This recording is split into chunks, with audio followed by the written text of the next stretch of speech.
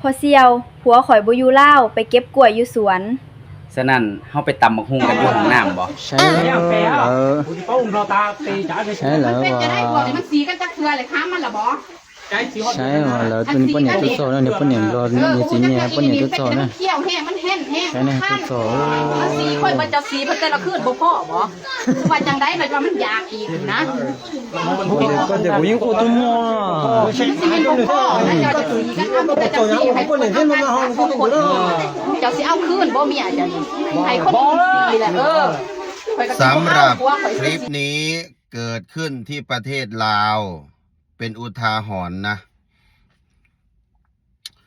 สบายดีสวัสดีครับทักทายทุกท่านที่เข้ามาติดตามรับชมอยู่กับผมเทพโยกครับพี่น้องทางเมืองไทยตอนนี้กับประมาณ2 ทุ่มครึ่งทักทายพี่น้องฝั่งไทยฝั่งลาวก่อนนี้ครับพี่น้องอย่าลืมฝากกดแชร์แสดงความคิดเห็นกันเข้ามาครับพี่น้องล่าสุดคลิปนี้กลายเป็นกระแสมีสองเซียวนะครับ2 เซียวเหตุงานอยู่ใน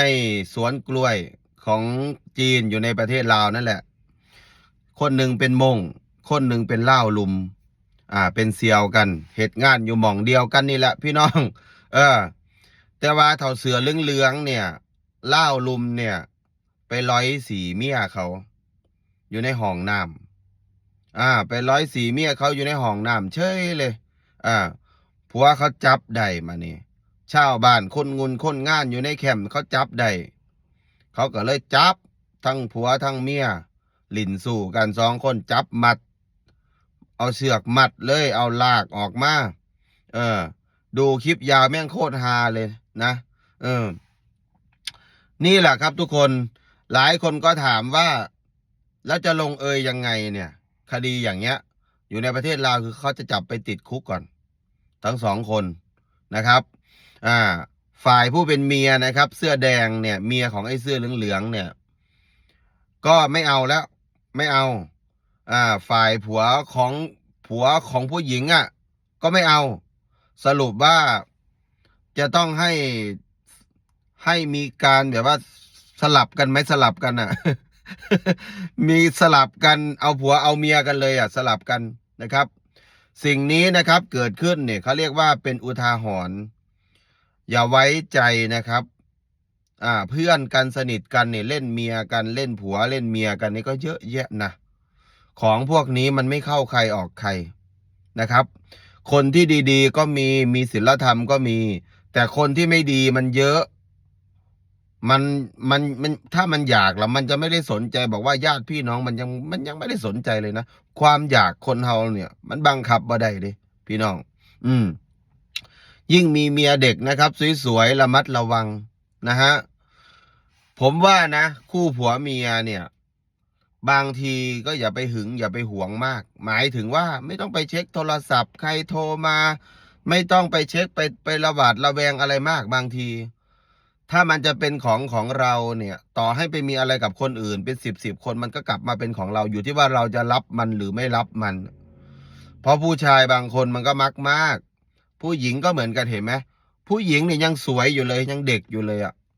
แล้วผู้ชายไอ้เสื้อเหลืองๆนะกูว่ากูหล่อกว่าด้วยซ้ำนะเอาจริงๆนะทำไมมันไปเอากันได้ยังไงวะผัวมันที่เป็นคนมงก็ยังหล่อยังหนุ่มอยู่เลยทำไมมันเป็นอย่างนั้นนะครับนี่แหละครับพี่น้องครับความอยากเวลาเจอกลิ่นใหม่ๆมันรู้สึกตื่นเต้นมันรู้สึกแบบโอ้โหเลือดเนื้อเนี่ยมันรู้สึกแบบอยากลองเป็นเกือบทุกคนผู้ชายเนี่ยผมพูดตรงๆนะเป็นเกือบทุกคนอยู่ที่ถ้ามีคนเสนอมาเนี่ยมันไม่ได้สนใจหรอกว่ากูนี่มีเมียอยู่แล้วตัวผมเองก็เหมือนกันต่อให้มีเมียก็แล้วแต่ถ้ามีคนมายั่วยวนมาแบบว่าเสนอยังไงก็ต้องเอาโดยสัญชาตญาณผู้ชายเกือบทุกคนนะครับไม่โลกสวยกันนะอันนี้พูดให้ฟังตรงๆนะครับใน100 คนเนี่ยอาจจะมีอยู่ประมาณ7-8 คนที่จะบอกว่ากูไม่เอานะกูมีเมียอยู่แล้วกูไม่เอายังไงกูก็ไม่เอาแต่ไอ้ที่93 คนเนี่ยไม่รอดยังไงก็ไม่รอดเรียบร้อยมาเถอะเผลอๆไม่ใส่ถุงยางด้วยซ้ำนะไอ้นี้นี่คือเป็นบทเรียนสำหรับไอ้เสื้อเหลืองด้วยนะไปเอากันอยู่ในห้องน้ำคนแคมป์คนงานเยอะแยะ ในป่าก็มีมึงก็ไม่ไปเอาโรงแรมก็มีมึงก็ไม่ไปเอา แล้วมึงมาเอาตรงนี้ เป็นไงล่ะครับ ชาวบ้านมุงกันโอ้โหปัจจัยแล้วการจับคนนะอยู่ในประเทศลาวนะการจับคนแต่ละครั้งนี่เขาเอาเชือกมัดนะเชือกวัวเชือกควายเนี่ยมามัดนะเขาไม่ใส่กุญแจมือนะแล้วประชาชนชาวบ้านต้องประจานแห่อันนี้อยู่ในประเทศลาวเป็นอย่างเงี้ยครับ กูเห็นแล้วกูละอายแท่นญาติพี่น้องอายแท่นครอบครัวเนาะโอ้ยตายเฮ็ดไปตัวถีบตัวแดนฟังสำเนียงการเว้ากูไปเบิ่งคลิปยาวโอ้คนทางไตไปร้อยสีเมียคนหม่งเขาสมนำหนาตอนนี้ข่าวกำลังเป็นกระแสคนหม่งทั่วโลกกำลังแชร์กันโอ้โหตายนี่แหละครับพี่น้องครับขอบคุณหลายๆครับพี่น้องที่เข้ามาติดตามรับชมฝากกดแชร์แสดงความคิดเห็นกันเข้ามานำด้วยครับพี่น้องครับสบายดีสวัสดีครับ